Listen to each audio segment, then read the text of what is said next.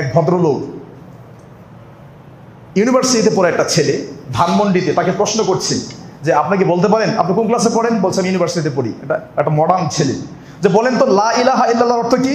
বলছে I am not 100% sure, মানে আমি 100% শিওর না, তবে আমার মনে হয় আল্লাহর রহমত সবার উপরে। কি বুঝলেন? একটা ছেলে ইউনিভার্সিটিতে পড়ে, মডার্ন মুসলমানের সন্তান, তাকে জিজ্ঞেস করছে বলেন তো কালিমা লা ইলাহা ইল্লাল্লাহর অর্থ কি?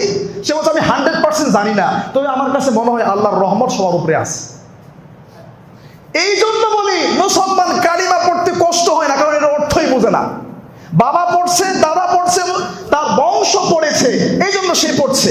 তো নামাজ পড়লে সময় লাগে, কষ্ট লাগে, আসতে হয়, যেতে হয়, এই জন্য নামাজ পড়ে না।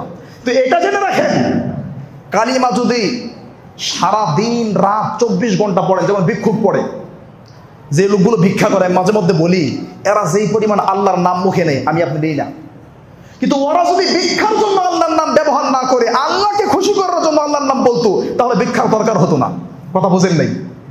যারা দিন রাত রাস্তাঘাটে বসে আল্লাহর নামে চাচ্ছে, এদের আল্লাহর নামটা ব্যবহার কেন করছে? আমার পকেটটা গরম হোক, টাকার দরকার। আল্লাহকে খুশি করার জন্য যদি চাইতো, আমার মনে হয় আল্লাহর ধনী বানায় যেত। কিন্তু উদ্দেশ্য খারাপ, মূলত ভিক্ষা উদ্দেশ্য। ঠিক তদরূপ ওই ভিক্ষুক যেমন আল্লাহর নাম বলে ভিক্ষা করছে, তার মর্যাদা বোঝে না। আপনিও ঠিক কালিমা পড়েছেন, কালিমা পড়ার পরে যে শ্রেষ্ঠ একটা কাজ সালাত, এটা আপনি বোঝেন না। শুনেন, ভিক্ষুক যেমন রাত দিন লক্ষবার কোটিবার আল্লাহর নাম বলছে, আপনিও যদি রাত দিন লক্ষবার কোটিবার কালিমা শাহাদাত পড়েন, একটু উপকারে আসবে না যদি আপনার সালাত না পড়েন, কারণ আপনার এগুলো কোনো কাজে আসবে না।